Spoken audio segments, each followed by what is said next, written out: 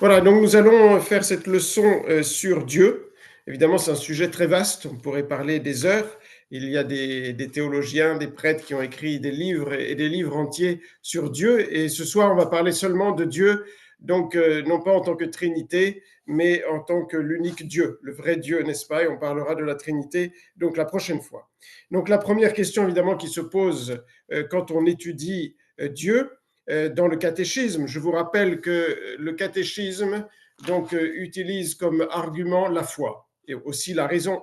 Mais ce n'est pas, on passe du domaine de l'apologétique qu'on a fait avant, je vous rappelle, qui est une science humaine pour amener jusqu'au seuil de la foi toutes les âmes de bonne volonté, où le seul argument utilisé est la raison. La raison, l'histoire, toutes les sciences humaines. Tandis que dans le catéchisme, donc ceux qui, comme vous, assistent au catéchisme, ont déjà la foi, et donc le catéchisme nous enseigne ce que Dieu nous a révélé. Ce que Dieu nous a révélé dans la Sainte Écriture et dans la tradition de l'Église, c'est-à-dire cette parole de Dieu qui n'a pas été écrite, mais qui a été transmise par les apôtres et qui est contenue dans l'enseignement des pères de l'Église, dans le récit des martyrs des premiers siècles, dans l'archéologie chrétienne des tout premiers siècles, et qui nous est transmis par le magistère de l'Église. Donc, on utilise des arguments donc divins, la parole de Dieu, la foi catholique, évidemment. Et la théologie, c'est utiliser la foi et on raisonne sur la foi avec la raison. On arrive à d'autres conclusions qui ne sont pas de foi, mais qui sont certaines si on apporte aussi des arguments donc de raison. Voilà pourquoi donc je parlerai assez peu, même sur Dieu, des arguments de raison, même si je vais quand même les utiliser, parce que justement, comme je vous l'ai dit, je voudrais vous redire encore certaines choses sur l'existence de Dieu, nouvelles, j'espère, certaines nouvelles sur les courants d'idées au sujet de l'existence de Dieu et des preuves de l'existence de Dieu, dont certains, même catholiques, se sont fourvoyés dans les arguments apportés. Évidemment, il y a ceux qui n'ont pas la foi. Et donc, je voudrais rappeler certains courants donc, au sujet donc, des preuves de l'existence de Dieu. Et c'est en cela que peut-être certains d'entre vous apprendront des choses nouvelles. Donc, comme vous le savez, au sujet de l'existence de Dieu, la Sainte Écriture est très claire. Et elle nous dit que celui qui ne croit pas en Dieu est inexcusable. Donc ça, c'est vraiment une chose très importante donc, à se rappeler, n'est-ce pas? Donc celui qui est athée ou celui qui est agnostique, donc l'agnosticisme est un terme inventé par un Anglais, Huxley, qui est le grand-père de Aldous Huxley, qui a écrit Le meilleur des mondes, et c'est le premier agnostique qui s'est dit agnostique et qui a dit on ne peut pas savoir si Dieu existe ou n'existe pas. Donc, la gnose, c'est la connaissance. A, c'est le privatif. On ne sait pas si Dieu existe ou n'existe pas. Donc, il était assez imbécile, bien qu'il était philosophe, pour affirmer une chose pareille. C'est lui qui a créé ce nouveau courant qui est l'agnosticisme, qui n'existait pas avant. On est dans la deuxième partie du 19e siècle. Mais pourtant, le bon Dieu, lui, est très clair et dit « Dixit incipiens in corde suo ». Il n'y a que le fou qui a dit dans son cœur Dieu n'existe pas. Et je voudrais vous citer donc phrases que j'ai déjà citées et qui sont très importantes. C'est la base de cette affirmation que ceux qui ne croient pas en Dieu sont inexcusables. La sagesse, le livre de la sagesse, au chapitre 13, au verset 1, insensé par nature, dit Dieu, tous les hommes qui ont ignoré Dieu et qui n'ont pas su, par les biens visibles, voir celui qui est, ni par la considération de ses œuvres, reconnaître l'ouvrier. Et la sagesse, quelques versets après, dit « Ils ne sont pas excusables ». Ça, c'est très important. Donc, celui qui ne croit pas en Dieu est inexcusable. Comme je vous l'ai déjà dit, ça signifie que malheureusement, celui qui ne croit pas en Dieu ne peut pas être en état de grâce. Il est forcément en état de péché mortel, donc en état de damnation. Celui qui est agnostique ne peut pas être en état de grâce. Donc, quelqu'un qui fait partie d'une fausse religion monothéiste peut éventuellement être en état de grâce, même si c'est difficile, tandis que l'athée ou l'agnostique, donc il faut le sauver absolument, parce qu'il est sur la voie de la perdition éternelle, très certainement. Et puis, le deuxième passage de la Bible le plus important, c'est Saint Paul qui développe un peu cet argument, donc sur plusieurs versets, dans l'épître aux Romains au chapitre 1, des versets 19 à 22, et je vous lis en entier parce que là, il développe un peu cet argument de l'inexcusabilité. ce qui peut se connaître de Dieu est manifeste parmi eux. Là, il parle des païens. Donc, ils connaissent donc les œuvres de Dieu. Dieu le leur a manifesté. En effet, ses perfections invisibles, celles de Dieu, son éternelle puissance et sa divinité, sont depuis la création du monde rendues visibles à l'intelligence par le moyen de ses œuvres. Tout homme qui n'est pas fou, qui a l'intelligence, voit les œuvres visibles de Dieu et remonte jusqu'à l'ouvrier. Ils sont donc inexcusables, ces deux fois, puisque, ayant connu Dieu, les païens, ils ne l'ont pas glorifié comme Dieu et ne lui ont pas rendu grâce, mais ils sont devenus vains dans leurs pensées, leur cœur sans intelligence est enveloppé de ténèbres, se vantant d'être sages, ils sont devenus fous. Les païens, ceux qui croient en plusieurs dieux, sont inexcusables.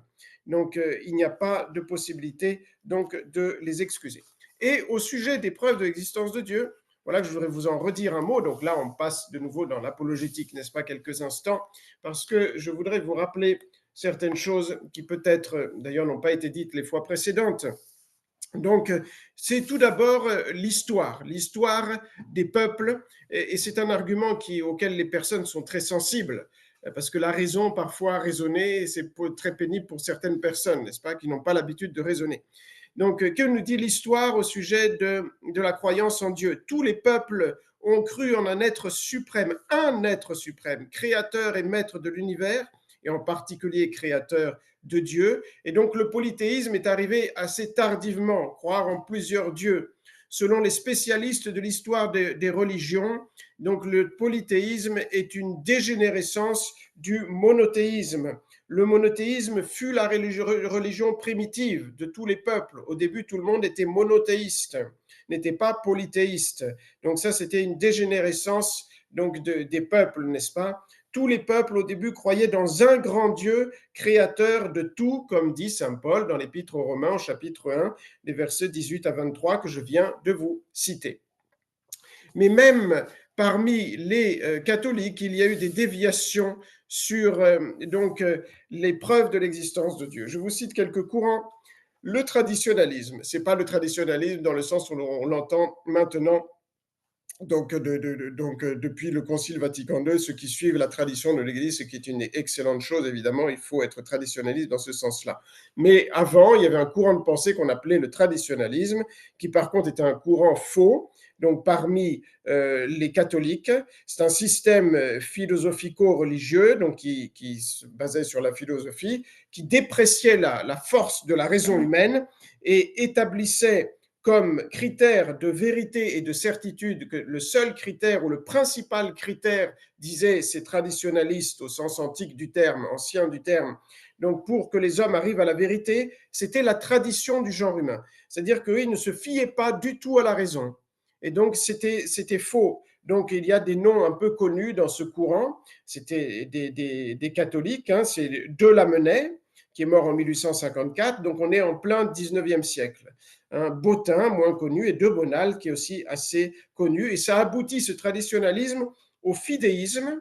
Le fidéisme, donc qui, fides, c'est la foi, qui exagérait la fonction de la foi dans la connaissance de la vérité, et qui dépréciait donc le pouvoir de la raison. Et donc, en fait, il disait qu'on ne peut pas arriver d'une façon certaine à l'existence de Dieu, donc en tout cas pas de façon assez forte par la raison. Il fallait utiliser donc la tradition du genre humain et la foi. Et donc, dans ce courant fidéiste, on a des noms très connus. On a Pascal, hein, qui avait cette tendance, hein, et puis donc après des personnes qui n'étaient plus catholiques, comme Kant, bien connu, Auguste Comte, qui est un philosophe anglais positiviste, et puis ensuite les pragmatiques et les modernistes. Les modernistes déprécient la valeur de la raison et donc en fait vont fonder la foi uniquement sur le sentiment. Je pense que vous le savez.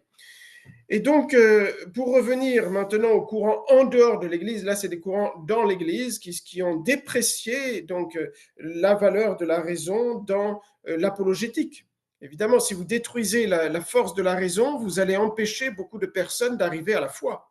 Et donc pour nous, c'est moins embêtant parce que nous avons déjà la foi. Des gens comme Pascal, par exemple, ou même, voilà, même les autres que je vous ai cités, s'ils étaient catholiques, donc il n'y avait pas de conséquences importantes. Mais pour ceux qui ne sont pas catholiques, c'est un problème parce que si vous leur dites que la foi n'est pas capable d'amener jusqu'à que la pardon, excusez-moi, la raison n'est pas capable d'amener jusqu'à la foi, c'est un gros problème pour la conversion, n'est-ce pas?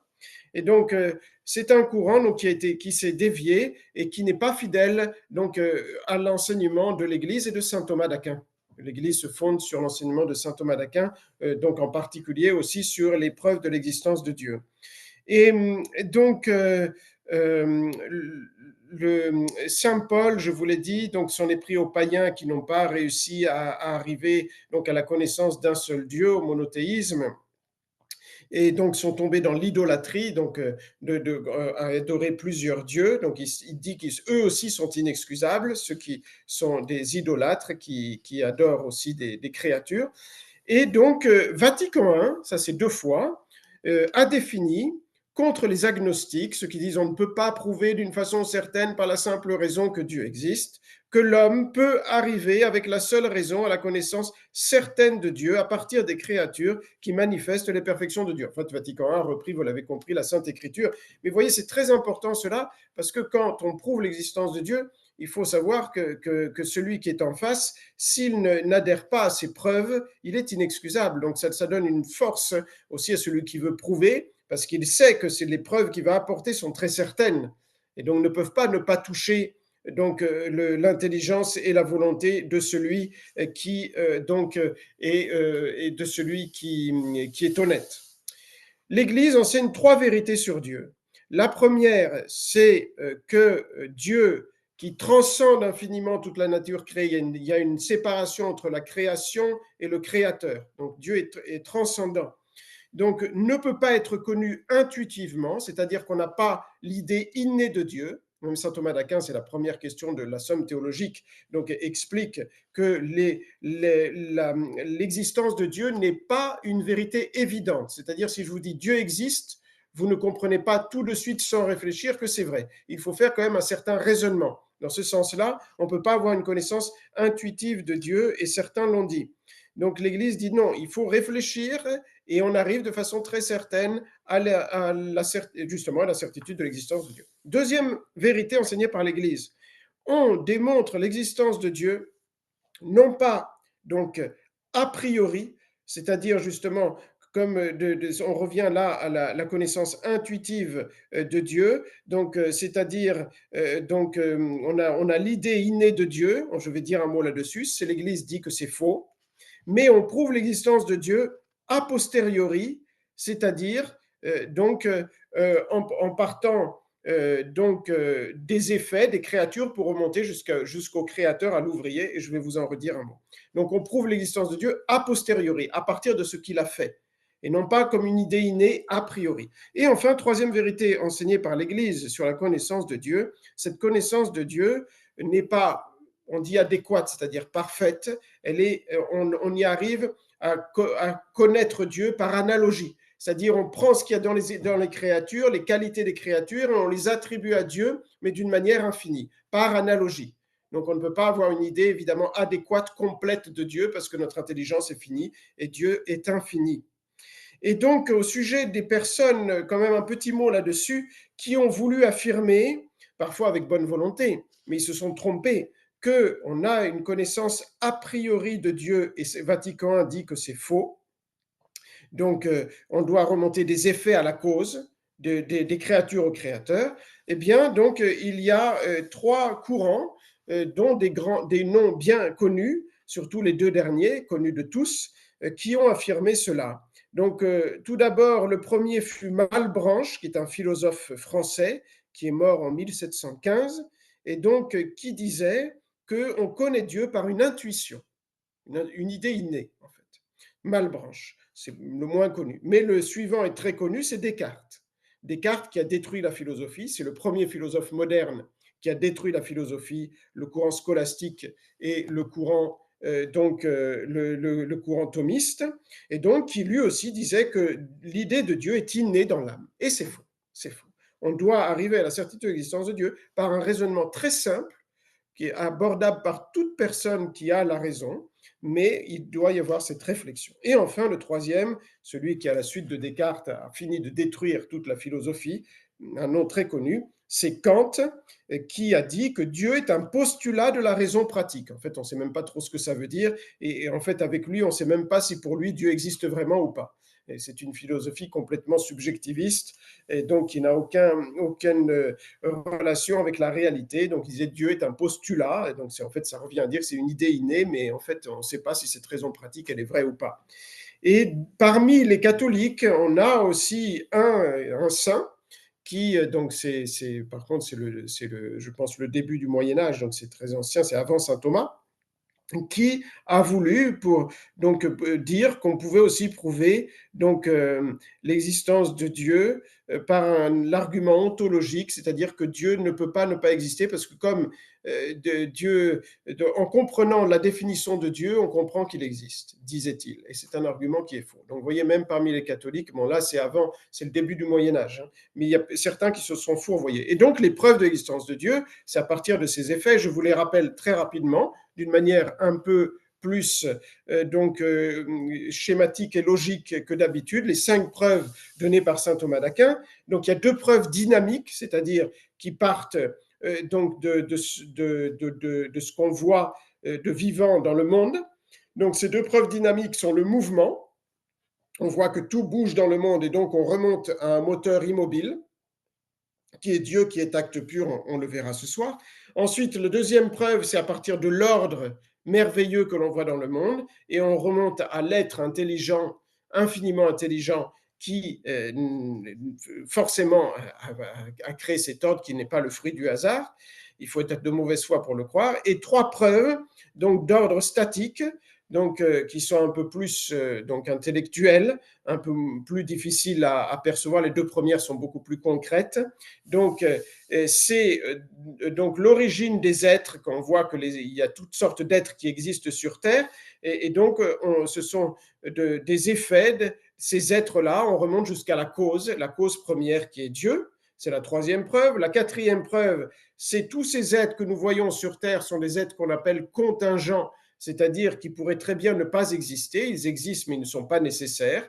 Et donc, ils pourraient ne pas exister. Donc, tous ces êtres contingents, vous et moi, on existe, mais on pourrait très bien ne pas exister, et le monde continuera à tourner, ainsi de tous les êtres, donc les êtres qui sont sur Terre. Et on remonte jusqu'à l'être nécessaire. Il a fallu un être nécessaire qui a tiré de l'existence tous ces êtres contingents, un être qui ne peut pas ne pas être, qui a créé tous ces êtres qui peuvent ne pas être. Vous voyez, c'est des preuves un peu plus donc intellectuelles. Et la dernière, c'est donc les degrés de perfection qu'on voit dans le monde. Il y a des perfections plus ou moins grandes, et ces degrés de perfection, eh bien, nécessitent un être parfait. D'où viennent toutes ces perfections limitées? Et donc, il y a un être qui a une perfection donc illimitée, qui est à l'origine de tous de toutes ces êtres. Voilà, je vous ai redit un petit mot en espérant vous avoir appris quelque chose de nouveau sur l'existence de Dieu. Et donc, dans les catéchismes, vous trouvez des très belles histoires de bon sens, n'est-ce pas, qui, donc, on peut utiliser évidemment en parlant avec d'autres personnes. Donc, il y en a évidemment qui sont aussi même assez humoristiques, comme cette demoiselle des Brossards qui avait donc adopté un de ses petits cousins qui était devenu orphelin. Et quand elle est morte, quand on a ouvert le testament, son petit cousin était devenu athée en faisant des études à l'université. Il avait perdu la foi. Et donc, elle avait légué très peu de choses à son petit cousin qui ne croyait pas en Dieu. Et donc, elle a expliqué cela en disant je ne peux pas léguer toute ma fortune dans ce petit cousin qui ne croit pas en Dieu. Il ne va pas prier pour moi. Et de plus, nous ne sommes pas parents parce que lui, il pense descendre du singe. Et parmi les miens, personne ne descend du singe. Et donc, on est des étrangers. Et donc, je ne vais pas donner mes biens à un étranger. Et lui, il descend du singe et moi, je descends donc des hommes. Évidemment, ce n'est pas un argument. C'est un argument ad hominem, comme on dit, donc, qui atteint la personne elle-même, mais qui n'est pas une preuve donc très forte en soi, mais qui est cependant vrai, n'est-ce pas? Pour montrer donc la folie de ceux qui pensent qu'il n'y a pas besoin de Dieu pour expliquer le monde. Donc, il y a aussi des belles histoires, même tirées d'histoires réelles. Un athée qui disait à un arabe: comment peux-tu croire à l'existence de Dieu puisque tu ne le vois pas? Et celui-ci répondit: quand je vois empreintes sur le sable les traces d'un lion, je dis un lion est passé par là. Je ne l'ai pas vu, mais je ne suis pas moins sûr de l'existence de ce lion. Et donc, je ne vois pas Dieu, mais quand je vois toutes ses œuvres, et donc depuis la plus petite jusqu'à la plus grande, eh bien, je dis Dieu existe. Il y a aussi cette histoire cet athée qui va voir un grand savant qui avait une map monde sur son bureau, et donc il lui demande: oh, quelle est belle votre map monde, d'où elle vient, qui est-ce qui l'a construite? Et lui il dit: je ne sais pas, personne ne l'a construite, elle s'est faite toute seule. Il dit: mais vous me prenez pour un fou, c'est évident que quelqu'un a fait votre map monde. Et lui il dit: non, non, je vous prends pas pour, je vous prends pour ce que vous êtes, vous croyez que le monde, l'univers qui est bien plus compliqué, s'est fait tout seul. Donc, c'est des preuves de bon sens qui peuvent frapper donc les gens. Vous en trouvez beaucoup dans les livres de catéchisme. Voilà pour ce qui est de l'existence de Dieu. Donc, ensuite, nous arrivons à qui est Dieu? Alors, quand vous prenez le catéchisme de Moisset, du chanoine Moisset, eh bien, donc, vous trouvez une définition qui n'est pas aussi complète que dans le catéchisme de Dragonnet, qui est plus complet. Et donc, la définition complète, c'est: Dieu est un pur esprit, infiniment parfait, créateur et maître de toutes choses. Et donc, évidemment, ce qui ressort surtout dans la définition de Dieu, c'est la perfection de Dieu. Donc, Dieu est un être infini. Moisset dit seulement que Dieu donc, est le créateur du ciel et de la terre et le maître absolu de toutes choses. Donc, Saint-Louis Saint-Louis demanda à son sénéchal Joinville: qu'est-ce que Dieu?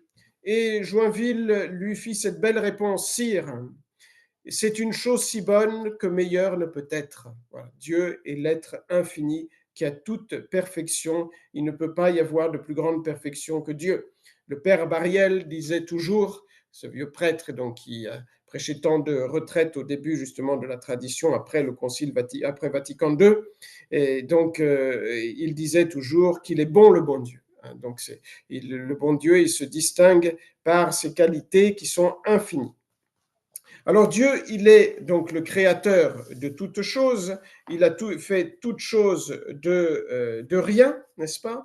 Donc voilà, nous, pour faire quelque chose, nous avons besoin d'utiliser déjà des matériaux, tandis que Dieu a fait toutes choses de rien. Il est le créateur du ciel, donc tout ce qu'il y a dans le ciel, tout ce qu'on peut voir dans le ciel, et même ce qu'on ne voit pas, n'est-ce pas? Donc les galaxies, on ne les voit pas toutes, n'est-ce pas? Et puis il y a aussi dans le ciel pas seulement les choses matérielles, mais il y a aussi les anges. Ça, c'est une vérité de foi qui n'est pas de raison, mais qui est de foi. Et puis les saints dans le ciel et toute la terre, tout ce qu'il a fait. Donc c'est bien Dieu qui l'a donc créé. Puisqu'il a tout créé, il est le maître absolu, c'est-à-dire souverain. Il n'y a personne au-dessus de Dieu. Si Dieu avait été fait par quelqu'un d'autre, il serait donc inférieur à celui-ci, il ne serait pas fini et donc il ne serait pas Dieu. Dieu donc a tout fait et toute chose vient de lui. Et je voudrais dire un petit mot, revenir, donc comme je vous l'ai annoncé, sur justement la création. La question de la création, soit de l'évolution, et j'espère dire des choses nouvelles aussi pour ceux qui, avec patience, m'écoutent toujours me dire les mêmes choses. Et puis, donc, sur donc, l'origine de l'homme, bien sûr, surtout, la Genèse, donc comment Dieu a créé le monde, et enfin, donc la vieillesse du monde et la vieillesse de l'homme quand Dieu a créé donc l'homme. Alors, au sujet de l'évolution, toute la tradition de l'Église donc pratiquement s'oppose donc à ce que Dieu ait fait le corps de l'homme à partir d'un animal préexistant. Donc ça, c'est la tradition de l'Église. Cependant, il faut savoir, surtout quand vous vous adressez à d'autres personnes pour les convertir, que le pape Pie XII, en 1950, a fait une encyclique, Humani Generis, dans laquelle il condamne le néomodernisme. Donc c'est une encyclique très intéressante. Donc il condamne des erreurs modernes renaissance du modernisme. Malheureusement, il n'a pas réussi à l'étouffer puisque 15 ans après, c'est reparti de plus belle. Donc, dès qu'il est mort, n'est-ce pas? Et dans cette encyclique, il affirme qu'il ne faut pas imposer aux autres des théories scientifiques qui ne sont pas prouvées de façon certaine, et donc que des hypothèses restent des hypothèses. Et dans ce paragraphe, donc, il dit clairement que l'Église n'a pas tranché la question de savoir de façon infaillible, donc en se basant sur la révélation, et donc de savoir si donc le corps de l'homme donc a été créé directement par Dieu de façon littérale, comme il est dit dans le texte de la Genèse, qui est le premier livre de la Bible, en prenant le limon de la terre, c'est-à-dire de la terre, et de cette terre, il a créé le corps d'Adam, ou si Dieu l'a créé à partir d'un animal préexistant, dans lequel il a infusé une âme immortelle. Donc il dit que ce qui est absolument de foi, c'est que donc, quand Dieu a créé le corps d'Adam, ensuite il lui a infusé une âme immortelle, et donc directement, ça c'est deux fois, comme pour tout homme, comme pour nous tous, n'est-ce pas? Mais nous, donc le corps, nous l'avons reçu de nos parents, et l'âme, à chaque fois, c'est Dieu qui l'a créé directement pour chacun d'entre nous, donc à un moment donc précis, n'est-ce pas? Mais il n'a pas voulu, en tout cas, trancher cette question. Il dit que cette question est encore donc libre. C'est-à-dire que si vous rencontrez quelqu'un qui est évolutionniste et qui vous dit que donc en parole simple, enfin voilà, comme on dit que l'homme descend du singe, hein, c'est-à-dire que Dieu aurait fait donc le corps de l'homme, hein, d'Adam, à partir d'un animal préexistant, eh bien vous ne pouvez pas lui dire qu'il n'est pas catholique, qu'il ne peut pas être catholique, et donc qu'il n'a pas la foi catholique, parce que l'Église n'a pas voulu trancher encore cette question. Peut-être qu'elle le fera.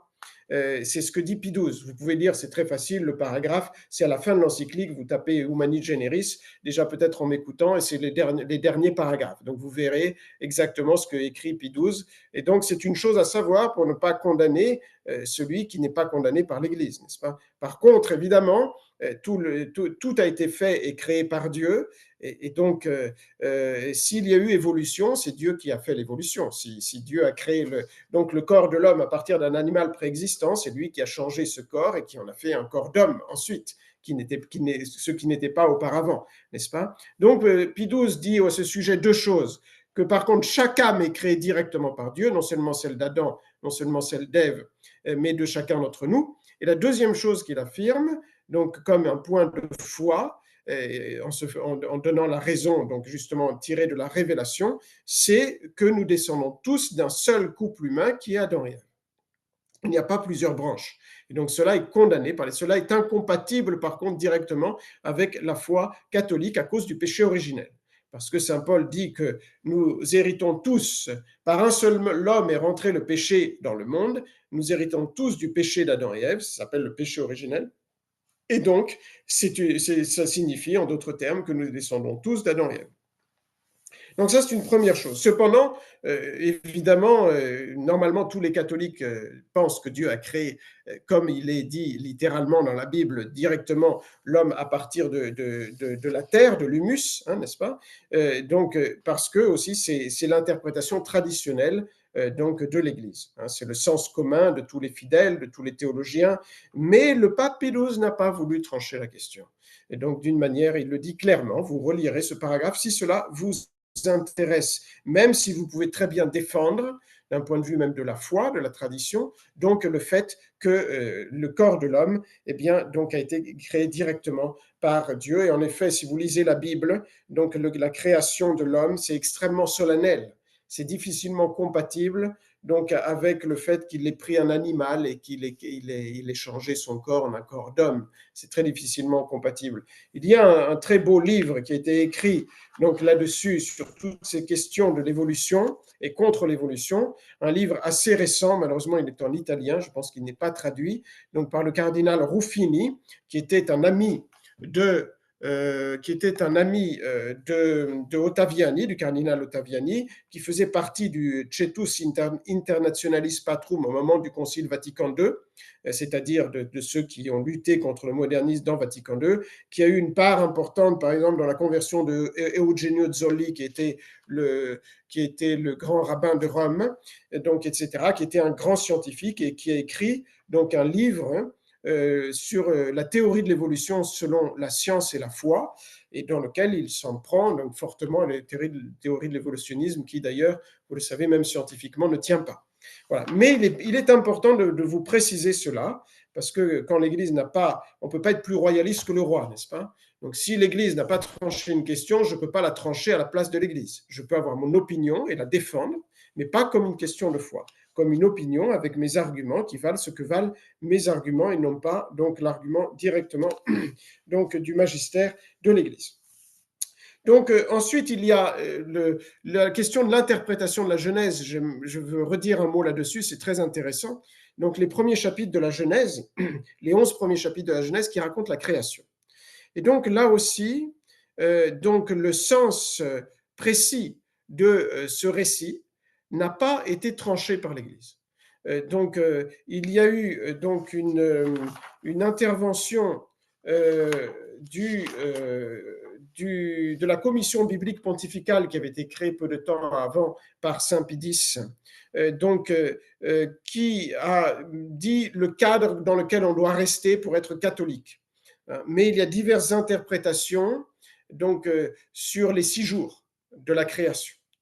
Donc, il y en a plusieurs qui sont compatibles avec la foi. Évidemment, il y a celles modernistes qui disent que c'est une mythologie, ce récit est une mythologie qui n'a rien d'historique, ça ce n'est pas catholique.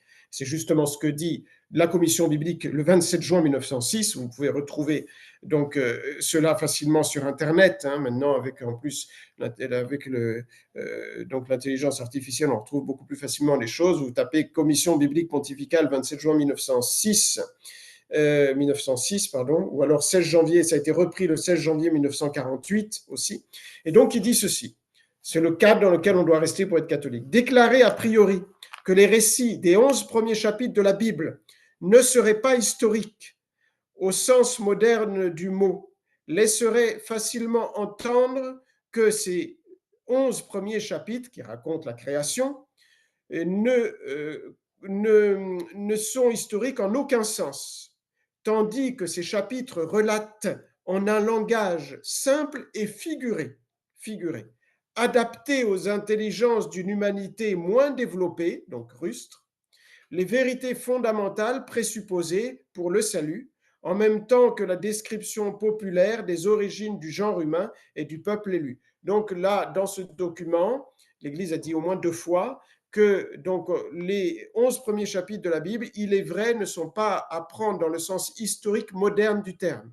Ce n'est pas une description des événements dans le sens moderne du terme, de l'histoire moderne du terme.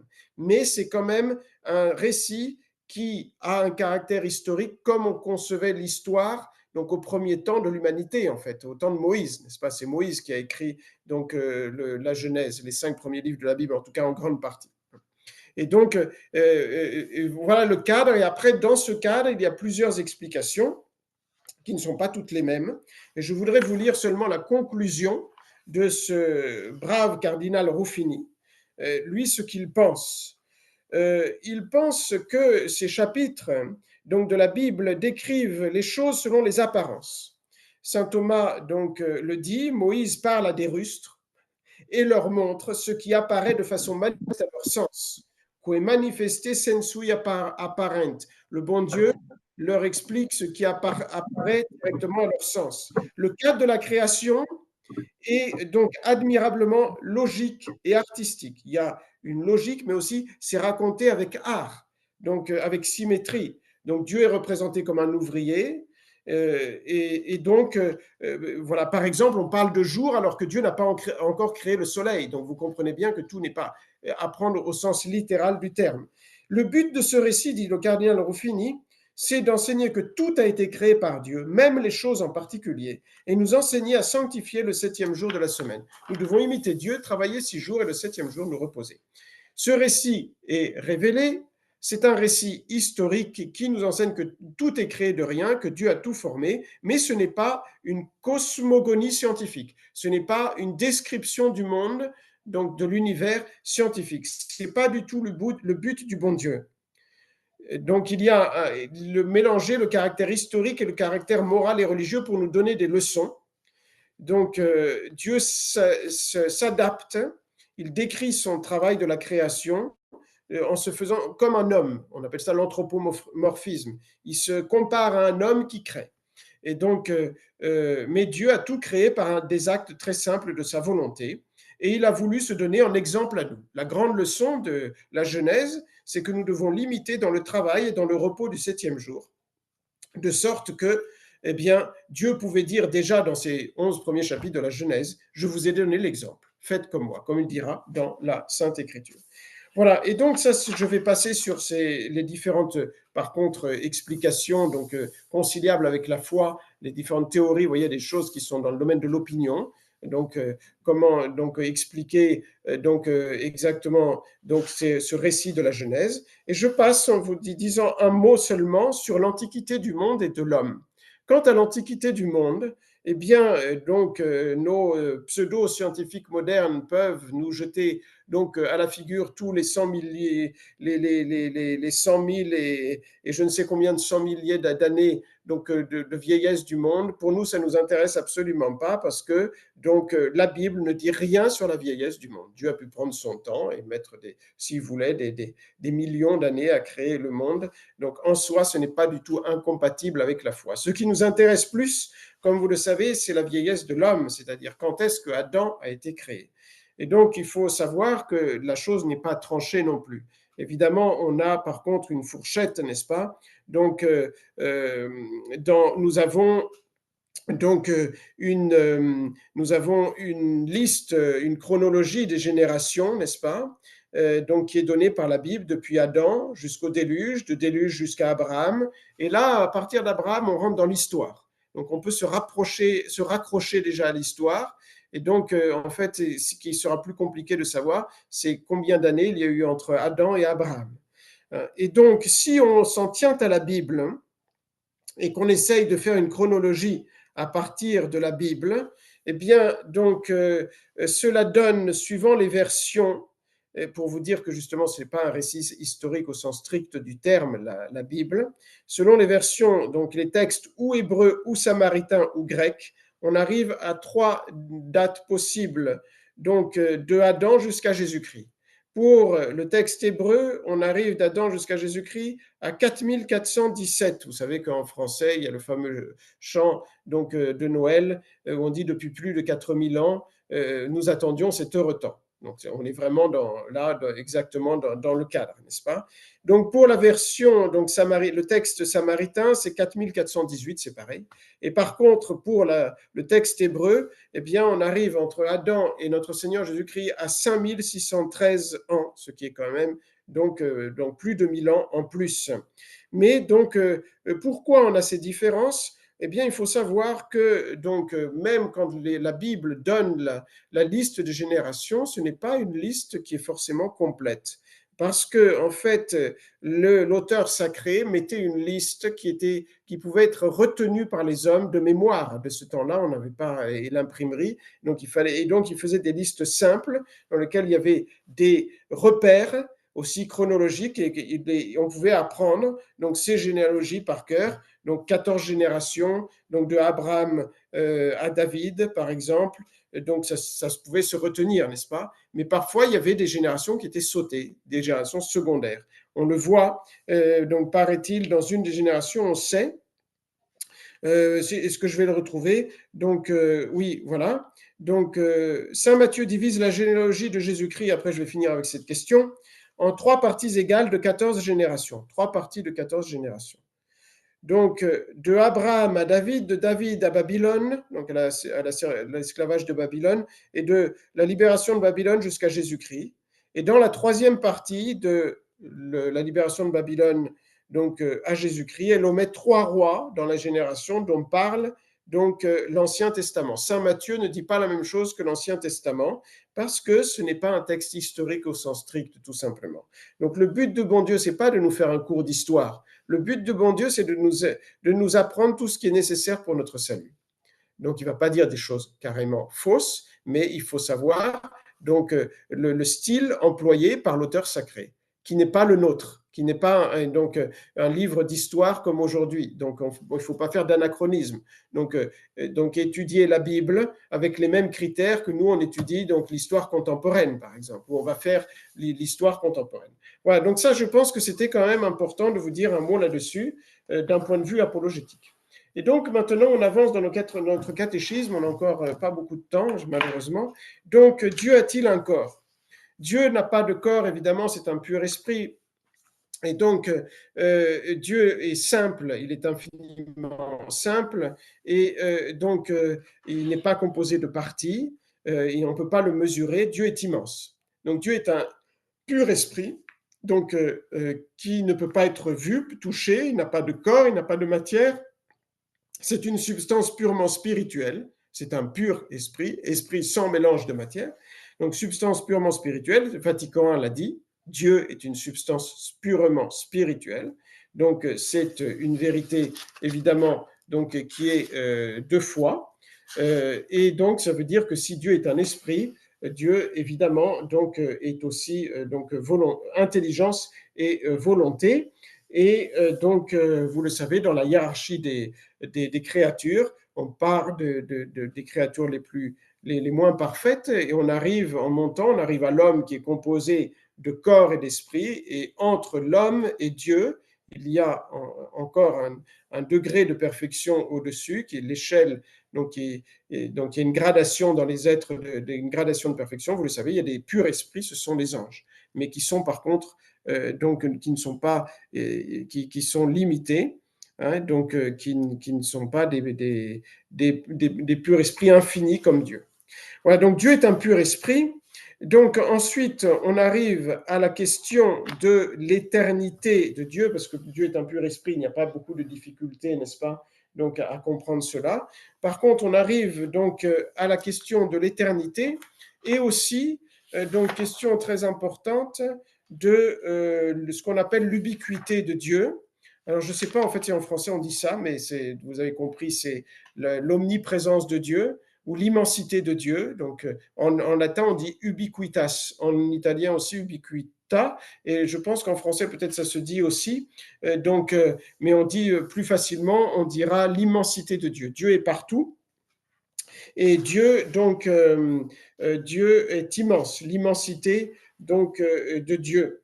Dieu est immense, donc il est sans limite, sans borne, sans mesure. Et donc il ne peut pas être justement mesuré. Il est absolument donc partout. Il n'y a aucun endroit où Dieu n'est pas. Et donc Dieu en fait est présent partout de la même manière que notre âme, notre esprit à nous, chacun d'entre nous est présent dans notre corps. Notre âme, je pense que vous le savez, n'est pas seulement dans notre cerveau. Notre âme est autant dans notre cerveau qu'au bout de notre doigt. Et elle informe tout notre corps, et donc elle est répartie, elle est tout entière dans tout notre corps. Et de même, ainsi en est-il de Dieu, qui est pur esprit. Il est présent partout. C'est l'omniprésence de Dieu de trois façons.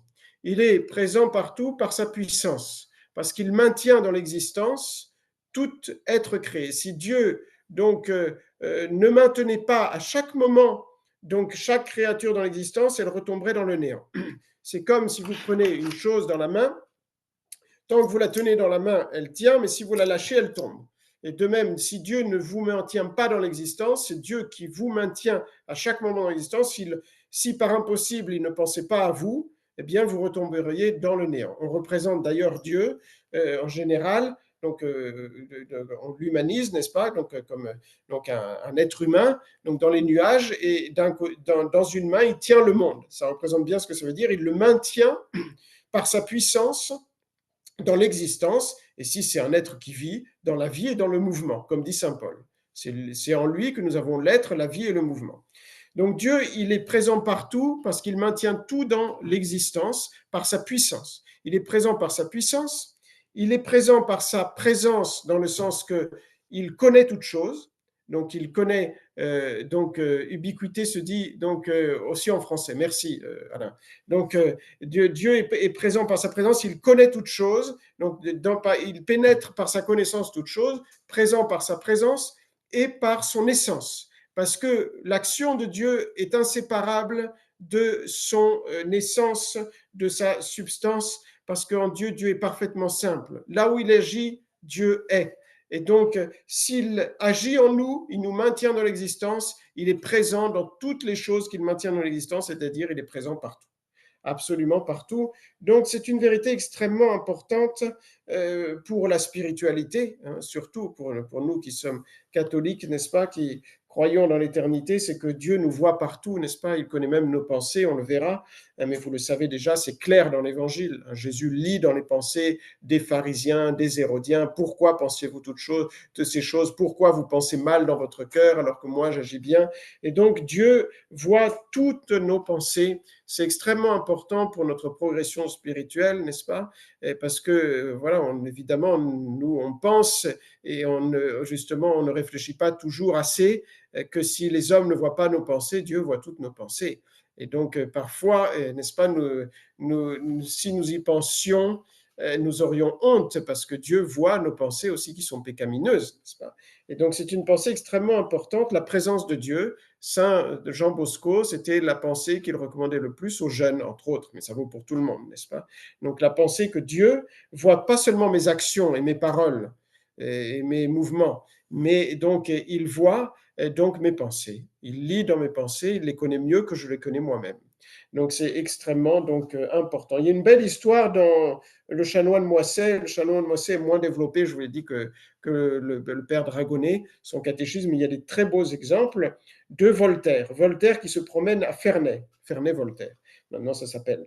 Et donc, il voit un enfant, il était très perturbé, n'est-ce pas, par sa conscience. Et donc, il lui dit, est-ce que tu es catholique? Oui, je suis catholique. Est-ce que tu sais ton catéchisme? Oui. Alors, si tu sais ton catéchisme, c'était dans un jardin, un parc, je te donnerai tous les fruits de ces tables si tu me réponds à ma question.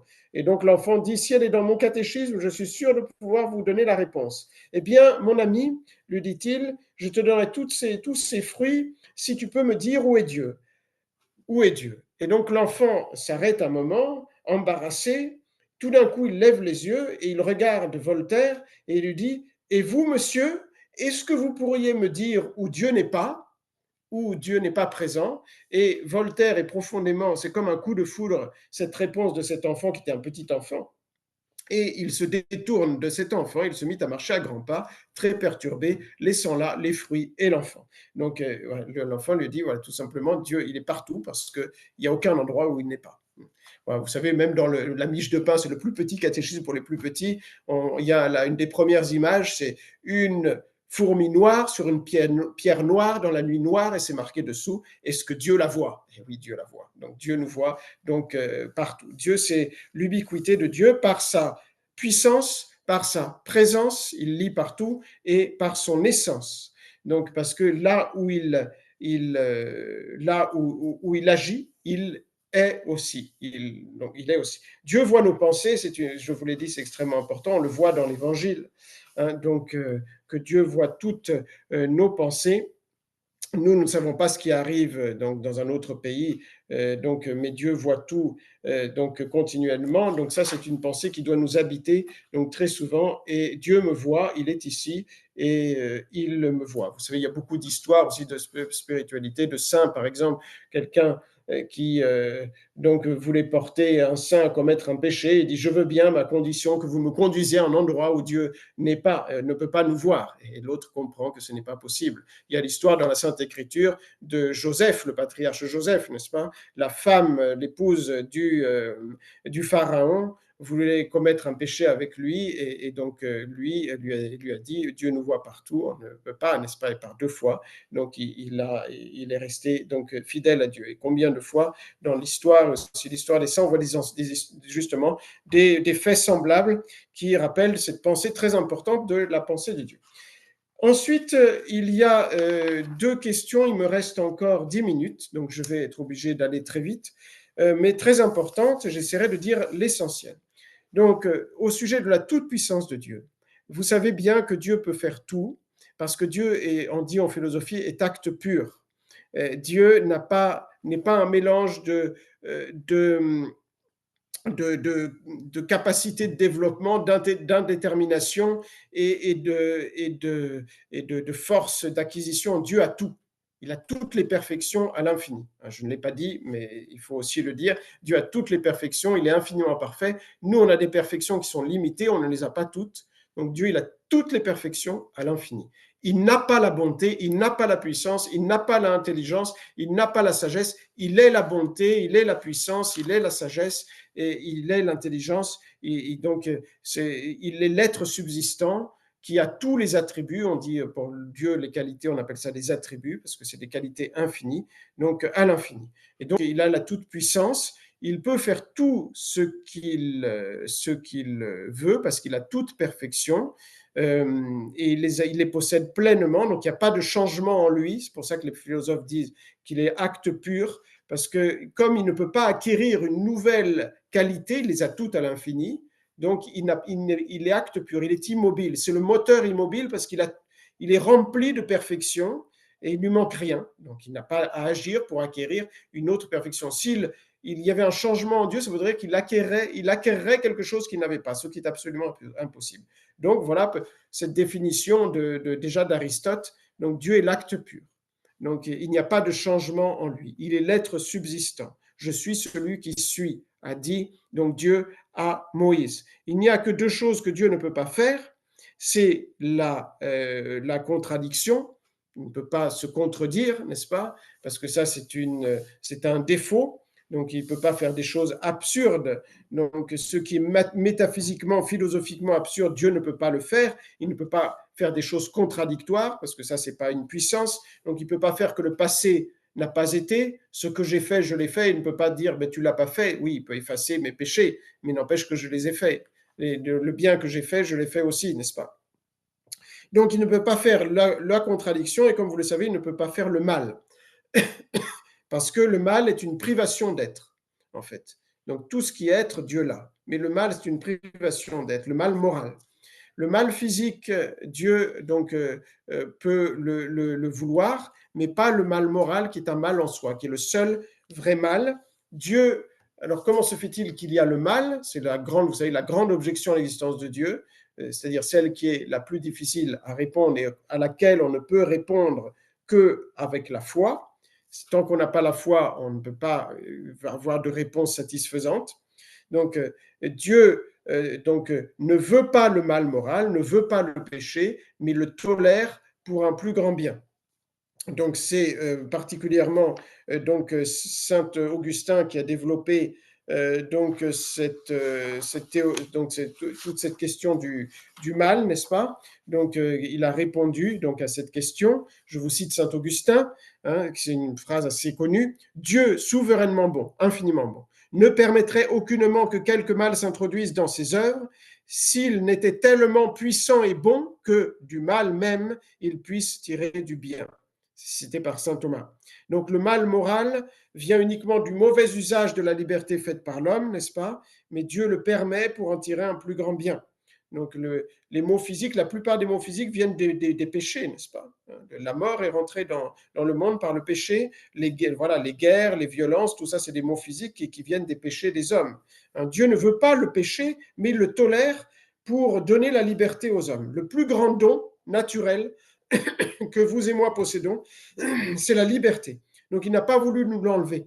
Il a voulu nous laisser le pouvoir aussi éventuellement de faire le mal, parce que s'il nous empêchait de faire le mal, il nous mettait au niveau des brutes, des animaux, et donc il nous enlevait le plus grand bien que nous avons, qui est la liberté de faire le bien, justement, de mériter et donc d'aller donc au ciel. Il a décidé, le bon Dieu, de nous donner cette liberté, quand nous ferons le mal, de tirer le bien du mal.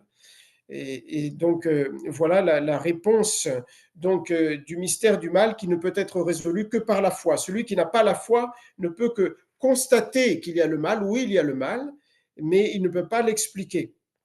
Donc, il va falloir à celui-là lui apporter les preuves que Dieu existe, Et à ce moment-là, il pourra avoir une réponse déjà donc, à la question du mal. Sinon, il ne pourra pas avoir une réponse donc, satisfaisante à la question du mal. Donc Dieu ne peut pas faire le péché. Voilà. Et donc, l'homme est libre. Dieu nous a créés libres de faire aussi le mal. Et ici, il y a toute la question de la liberté. Je ne sais pas si j'ai le temps de dire quelques mots là-dessus. Il va falloir que j'avance un peu rapidement pour finir à l'heure. Donc, la liberté, donc, Dieu nous a laissé la liberté, ça c'est absolument certain. Et l'Église insiste sur deux choses au sujet de la liberté. Donc, pour se sauver, donc, il faut user de sa liberté en coopérant à la grâce de Dieu. On ne peut pas se sauver sans la grâce de Dieu, mais Dieu a besoin de ma collaboration pour me sauver. C'est absolument sûr.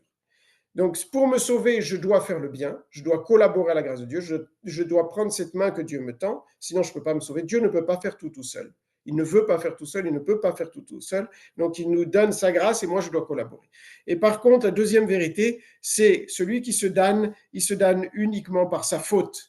Si je me sauve, c'est grâce à la collaboration que j'ai faite à la grâce de Dieu qu'il m'a offert. Si à Dieu ne plaît, je me damnais, c'est uniquement donc par ma faute. Vous savez que cette question de la liberté donc, a fait tomber certains dans l'hérésie, c'est principalement les luthériens, n'est-ce pas, les protestants, hein, qui donc sont allés jusqu'à affirmer que Dieu veut le salut que de certains, et donc ceux-là n'ont pas besoin de coopérer à la grâce de Dieu, Dieu fait tout, et donc certains sont créés pour le ciel et d'autres pour l'enfer. Et ça, évidemment, c'est une hérésie, n'est-ce pas? Et donc, Dieu n'est pas mort pour tous, alors que Dieu est mort pour tous. Et donc, la vraie prédestination, donc, qui concilie aussi la liberté, eh bien, c'est que, qu'est-ce que c'est que la prédestination? C'est un ordre conçu par Dieu pour nous conduire au ciel. Dieu nous a donné les grâces pour nous faire arriver au ciel, mais il faut que donc, eh bien, j'arrive par ma propre collaboration, mes propres efforts, donc à me sauver en prenant cette grâce de Dieu qui m'est offerte. Ouais, donc le protestantisme a détruit la liberté. En fait, il n'y a plus de liberté avec cette théorie de la double prédestination. Il y a des gens qui sont prédestinés à l'enfer, ce qui est faux, hein. Et donc, les catholiques ont répondu donc, par divers systèmes moraux pour donc à ces objections faites par les protestants, mais la vraie réponse, c'est le thomisme. C'est toujours saint Thomas d'Aquin qui a le dernier mot. Et donc, il y a des jésuites, le Molina, qui essaie d'expliquer donc, que Dieu et l'homme étaient sur le même plan, alors que la grâce est beaucoup plus forte que la liberté de l'homme, n'est-ce pas? Et donc, ils n'ont pas donné la réponse satisfaisante, donc complètement. Et puis, il y a ceux qui au début étaient catholiques et ensuite ont été condamnés, c'est les jansénistes, hein, avec l'Augustinus, hein, qui a été condamné. C'est une œuvre de Janssens qui a créé le jansénisme et qui lui aussi est tombé dans ce rigorisme qui dit que Dieu, en fait, il y a des gens qui n'arrivent pas à se sauver. Ils n'ont pas ce qu'il faut pour se sauver. Ça, c'est faux. Voilà, ça, c'était un petit mot sur la conciliation de la toute-puissance de Dieu avec la liberté humaine. Et je finis avec la providence. C'est une question évidemment extrêmement importante. Dieu prend soin de ses créatures et de l'homme en particulier. Donc, providence, ça vient d'un mot latin, videre, pré, avant, voir à l'avance. Donc, Dieu nous dirige, il nous a donné tous les moyens pour arriver à notre fin, qui est donc le salut. Dieu est prudent, il est infiniment prudent. Il ne peut pas m'avoir mis sur la terre en me disant, maintenant tu vas te sauver, et puis il ne m'aide pas, il ne me gouverne pas, il ne me donne pas les moyens. C'est absolument impossible. Donc, Dieu est providence. Et donc, c'est le meilleur des pères. Vous connaissez tous le bel évangile donc de notre Seigneur dans lequel il dit « Si les lys des champs, mon Père s'en occupe et ils sont si beaux, il les vêtit, n'est-ce pas? C'est d'une manière si remarquable. Si l'oiseau des champs, il ne sème ni ne moissonne et tous les jours, mon Père du ciel lui donne à manger, combien plus, eh bien, il se soucie de vous, n'est-ce pas? Et donc, il est votre providence. Et donc, le christianisme va donc redonner cette confiance, grande confiance de l'homme en Dieu comme Père, n'est-ce pas? Parce qu'il y avait donc des courants très forts, donc surtout du paganisme, donc avec des conceptions de la vie de l'homme qui étaient donc extrêmement tristes, qu'on voit encore, n'est-ce pas, par exemple, dans des fausses religions, même dans l'islam, hein, ce sont des fatalistes. Hein, donc, il y a le destin, on ne peut pas y résister, n'est-ce pas? Donc, il y a les matérialistes qui disent qu'il y a un courant de l'histoire, on ne peut pas y résister, les fatalistes, les déistes aussi, les révolutionnaires du XVIIIe siècle. Donc, tout ça, ce sont des courants qui viennent en fait des religions païennes, hein, des Grecs et des Latins, et qui disaient qu'on ne peut pas résister au destin. Il n'y a que quelques païens qui ont été assez intelligents pour résister à cette mentalité désastreuse, pessimiste, comme Cicéron qui a réussi donc à comprendre que ce n'était pas vrai, que la liberté humaine était là et que Dieu nous aidait. Et donc voilà que Saint Augustin remplace, c'est le grand théologien, vous savez, des premiers siècles, la mythologie du destin et les déviations donc philosophiques païennes par le Dieu Providence, donc le bon Dieu qui est infiniment sage, qui nous aime, donc infiniment, qui gouverne chaque créature. Et donc, et saint Thomas explique que cette action de la providence de Dieu ne contredit pas l'action des créatures, mais vient perfectionner notre volonté, s'allie harmonieusement, la grâce de Dieu vient s'allier mystérieusement et donc harmonieusement donc à notre volonté. Et donc, voilà, Dieu est un Père infiniment bon qui prend soin de nous. Et donc, nous devons nous confier entièrement en lui et personne ne peut fuir à la providence de Dieu. Vous savez, donc, même aujourd'hui, puisque la foi se perd, combien de personnes ont une mentalité fataliste? Quand il arrive, que ce soit dans les bonnes choses ou dans les mauvaises choses, quand il arrive un malheur, on dit toujours, on entend toujours, il était là au mauvais moment, au mauvais moment, à la mauvaise place et au mauvais moment. Mais ça, c'est une conception du destin qui est fataliste. S'il lui est arrivé ça, c'est que Dieu l'a permis, n'est-ce pas? Et donc, là, je ne sais pas si vous avez entendu, à Saint-Domingue, il y a dans une discothèque, je crois que c'était samedi dernier, il y a en plein concert où il y avait 500 personnes, il y avait un grand chanteur, je ne sais pas qui c'était, donc tous à danser, etc., n'est-ce pas? Et donc, il y a le toit tout d'un coup qui s'est effondré.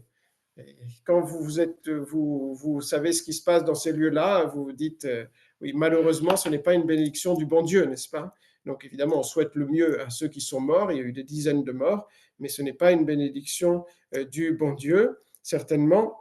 Et donc, nous savons que ce qui arrive, indépendamment de notre volonté, c'est Dieu qui le permet. Et si c'est un mal, mais les saints ont souffert, hein, il n'y a pas que les pécheurs qui souffrent. Et parfois, les saints sont morts d'une manière imprévue. Mais dans ce cas-là, on voit quand même que malheureusement, n'est-ce pas, ce n'est pas une bénédiction du bon Dieu. Mais tout ce qui m'arrive, moi je suis catholique, nous sommes catholiques et nous savons que Dieu le permet. Et si c'est un mal, eh bien, Dieu le permet pour que j'en tire un plus grand bien. Il m'arrive telle épreuve, eh bien, je sais qu'avec ma bonne volonté, en priant, je vais en tirer un plus grand bien. C'est absolument certain. Et dans notre vie, on le voit dans notre vie passée, n'est-ce pas? Il nous est arrivé telle épreuve, et puis parfois, on en a tiré un beaucoup plus grand bien, parce qu'on a su bien le vivre chrétiennement. Voilà, je vais m'arrêter là pour ce soir. Je vais donc couper, j'ai fait